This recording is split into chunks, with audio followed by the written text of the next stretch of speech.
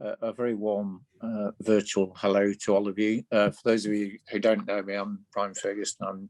I'm Director of the Public Health Research Programme for NIHR. I took on that role, taking over from Martin White on the 1st of July last year, but little thing called COVID came along and meant that I was doing my role in PHE as chief economist there for a lot longer than I expected to, but I'm glad I did so.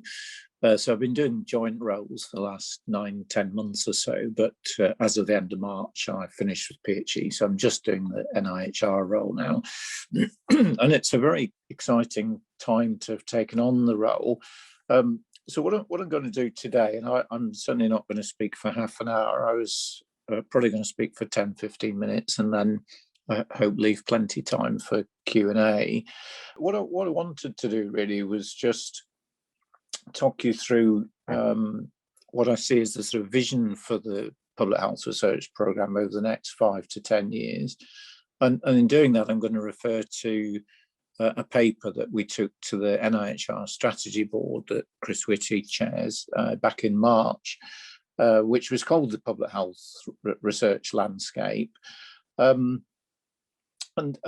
if I could just extend the landscape metaphor for a second, I was thinking about this last night, and public health research has come a long way in the last 15-20 years. You know, if you take the landscape metaphor, then it was quite a barren landscape probably 20 years ago. The Wanless reports highlighted the need for more public health evidence, for example, and there weren't all the initiatives, including the Public Health Research Programme for NIHR. These things didn't exist 20 years ago. Lots of trees have been planted since then, and some of them have matured. But we're now at a stage, I think, where there are a lot more players in the public health research landscape, and that's illustrated, I think, later when we look at the diagram. And I think in the next 5 to 10 years, given that we've got inevitably limited resources to devote to the programme, we've got to make sure that we plant and nurture the right things. So I'll stop with the landscape analogy there, but I think it's a symptom of success, I think, that we have now got a much more crowded landscape in the public health research arena.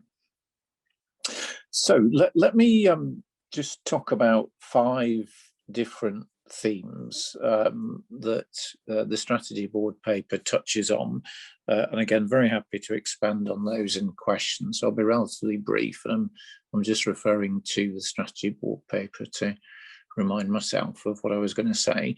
So the first of those themes is wider determinants of health. Now, again, those of you who know the public health research arena will know that we often talk about individual risk factors that affect people's health and well-being, and those are things like, you know, what we eat, how much we drink, whether we smoke, whether we're obese, and so on. But public health professionals also talk a lot about the wider determinants of health, and often these have got a greater potential for impact on people's well-being. So we're talking here about, you know, whether people are in gainful and quality employment, whether they live in good housing, whether they have had the opportunity to have a good education, whether they've got enough income, and so on. These are what we mean by the wider determinants. And work that Helen Walters and others did 2 or 3 years ago gave a very helpful run through what the Public Health Research Programme had commissioned for 10 years or so.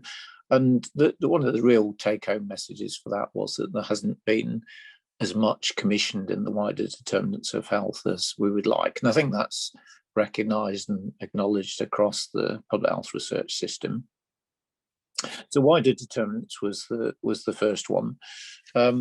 There's then a big theme around building research capacity and capability, and I'll say a little bit more later about one specific scheme that we're looking to start. But again, the good news is that there's lots of players in the system who started to pay much more attention to building capacity, whether it be for early career researchers or whatever. But one of the things that has come across quite strongly in talking to people around the system is the need to develop what we'd call the next generation of public health research leaders. We've been putting a lot of effort into what that might look like, and it's a key part of the strategy board paper. Helen's just sent a message in chat there, there's a question in the, okay, a different Brian. Told you I was confused by all the Brians. And certainly there will be an opportunity to ask questions. So that was the second theme, which I'll come back to. There's the third theme is about bridging the gap between research and practice, a common theme that's true of any research program, not just public health. But there is a real opportunity, I think, here for us to develop both the academic public health research capacity and infrastructure alongside what's needed in local government. So I will come back to that theme because we're trying to develop local government research capacity and develop the wider determinants theme in parallel through a concept that we're calling health determinant research collaborations. And that's one of the main ideas and proposals in the strategy board paper, which again, I'll come back to. The fourth theme was one that we've only just really just giving some thought to now, but is something that I feel quite strongly from my time in PHE, which is that health protection and health improvement often appear very separate worlds. Ironically, the pandemic actually led to much closer working between health protection and health improvement in PHE, and I know the potential for greater separation at the moment in the public health system is a problem, but it's a well-recognised problem. But on the research front, it feels very much the same, which is that you've got health protection research units in one part of the system, and then public health policy research units and other bits of the system that largely are focusing on non-communicable diseases. And there's a lot more opportunity, I think, for shared learning across those different parts of the system than we recognise. So that one at the moment is probably fairly underdeveloped as a concept, but it is an important one. And the final one, the fifth one, is what I'll call health inequalities, but is you could use the term disadvantage if you like as well. But this is a really important focus for the programme, and we're concerned not just with the improving the health of the population, but doing that in a way that tackles the distributional issues that have become much worse, actually, and emphasised by the pandemic. So some of the work that I did last year for the CMO on wider impacts of the pandemic, one of the take-home messages there was essentially that where there were existing inequalities or disadvantages, those had been made much worse. And that was true of almost any area of health you wanted to look at, whether it be cancer or mental health or whatever. So those were the five themes. So this was the first go at trying to show what's around in the landscape at the moment. And as I said at the start, it is a crowded landscape. But one of the things that we're really keen to develop is this concept of health determinant research centres, which will go alongside many of the initiatives that are on there. So there's lots of acronyms there. In the bottom right, you can see the research design service. But this roadmap essentially takes us through from, what are the priorities that we need to be looking at in population health, right through to implementation research, with lots of initiatives in the middle around methodological research, applied research, capacity building. So the School for Public Health Research, for example, has been around now, just will be entering its third set of 5 years. NIHR Academy is doing work around capacity building, and what we want to do there is to complement that. So the particular scheme that I said I would come back to was this issue about developing the public health research leaders of the future. So we're going to replicate a scheme that was around in the 2000s, which was called the Public Health Career Scientist Award Scheme. We're probably going to call it the Population Health Career Scientist Award Scheme this time round. And what it's going to do is to help to develop future research leaders, but do it in a way that is highly relevant and absolutely seamless with the development of local government capacity as well. So the people who will be funded through these career scientist awards will have to demonstrate that they've got very strong links for local government. Indeed, the work that they're proposing, the research programs they're proposing, are going to be wanted, needed, and highly relevant to local government. So there's a bit of a twist on the scheme that was there before, but it will be there to develop future leaders. And the final thing that I want to talk about, if Brian, you could just switch to the other diagram, that would be great. Thank you. Thanks.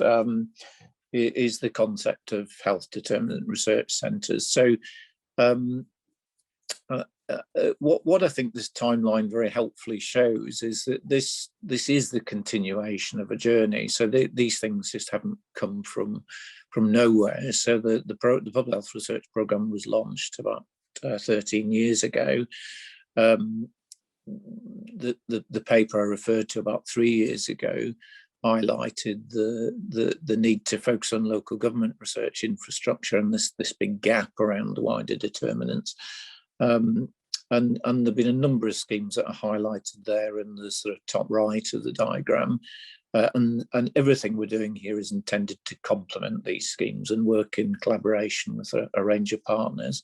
But our hope is that the health determinant research centres will be launched later this year. We're probably going to be looking at perhaps about 5 or so initially. But as you can see at the right of the diagram, the idea is that these become comprehensive across the country. Now, in terms of the numbers, that's something we need to work out. We're never going to get to the stage of having one in each local authority, and that probably isn't what's needed or anyway. But, you know, do we aim for 20? Do we aim for 30 across the country? We need to have an aspiration. And then finally, the thing I want to just talk a little bit about was success criteria. And I'm going to split that into, if you like, addressing the right questions and communicating research findings. There's one block of success criteria, and then the second block around capacity and capability. So I won't dwell on these in great detail at the moment, but the sorts of things that I think are really important around the research itself is back to this point about making sure that we focus our research on the most pressing population health problems. So many of these problems are highly complex. So I'm thinking here about topics such as climate change or air quality. But, you know, what are the most important population health problems? Let's make sure we're focusing our research on those. I think the second point is around what I would call impact at scale. So we often talk about the difference between, as I did earlier, the difference between individual level interventions and population level interventions. And there's probably less of a distinction there than I'm making. But the really important point is whatever research we do, can we make sure we're having impact at scale with that research? I think dissemination of research and communicating and producing effective summaries of what we know from all the research that's been done across the programme is really important, and we're talking to the Centre for Engagement and Dissemination about this at the moment. You know, where we've commissioned over time a lot of work around, say, you know, obesity or mental health or whatever topic.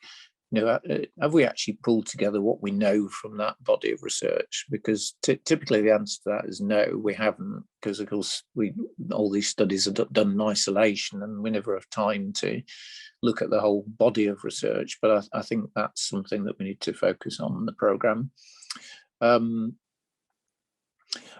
I think still on the sort of translation and dissemination theme, I think it's an issue not just about what works, but how things work.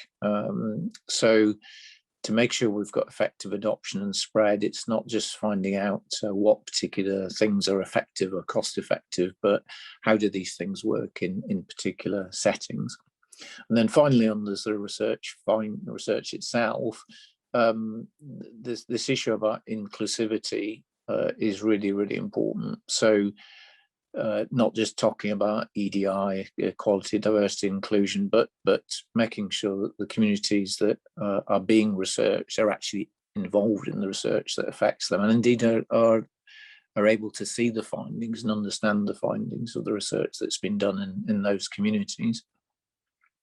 So finally, I'll just touch on the capacity and capability issues, and these success criteria are easy to write down. There's a lot of work to be done to make them happen, but I think one of the things I'm keen to do is to, and partly through the Population Health Career Scientist Award scheme, is to attract the best researchers into public health, and also to attract people from non-traditional disciplines, people who've got a lot to add in topics that I've mentioned, such as climate change and air quality.